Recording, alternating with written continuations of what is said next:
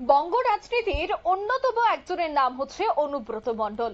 আর এই অনুব্রত মণ্ডলের এবার বক্তব্যকে কেন্দ্র করে প্রতিবাদে নামতে চলেছে বঙ্গ বিজেপি।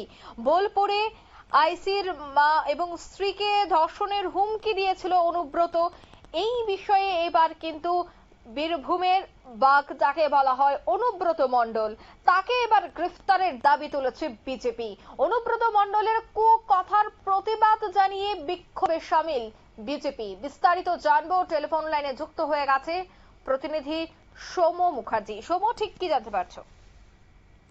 তো সম্প্রতি অনুব্রত মণ্ডল বোলপুরের আইসি লিটন হালদারকে ফোন করে তার মা ও স্ত্রীকে ধর্ষণের হুমকি দেয়। সেই অডিওটা প্রকাশ্যে আসার পরেই তুমুল বিতর্ক দেখা যায় বঙ্গ রাজনীতিতে।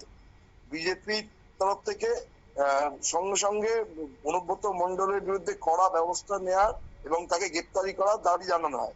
পুলিশের তরফ থেকে মামলা দায়ের হলেও অনুব্রত মণ্ডলকে 2-3 বার তলব করা হলেও এখনো পর্যন্ত তাকে গ্রেপ্তার করা হয়নি।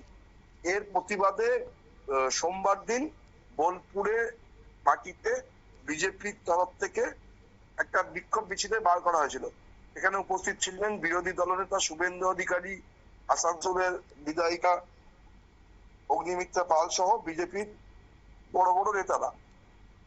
সেখান থেকে আওয়াজ ওঠে যে অনুব্রত মণ্ডল যে অপরাধ করেছে তার কোনো ক্ষমা হয় না। তিনি এবং তার দল তৃণমূল যে পশ্চিমবঙ্গের মহিলাদের কোনো সম্মান দেয় না, এই ঘটনা তাতে হয়ে যায় যে একজন রাজনৈতিক নেতা সে কি করে প্রশাসনের একজন এত বড় আধিকারিকের মা ও স্ত্রীকে ধর্ষণের হুমকি দিতে পারে।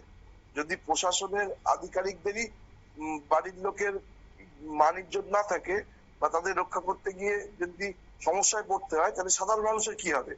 এই ঘটনার প্রতিবাদ জানিয়ে বিজেপির পক্ষ থেকে রাজ্যের বিভিন্ন জায়গায় নারী সম্মান যাত্রা বার করা হচ্ছে এবং যদি খুব তাড়াতাড়ি অনুব্রত মণ্ডলকে গ্রেপ্তার করা না হয় তাহলে বিজেপির পক্ষ থেকে আরো বৃহত্তর আন্দোলন করা হবে বলে হুঁশিয়ারি দেওয়া হয়েছে।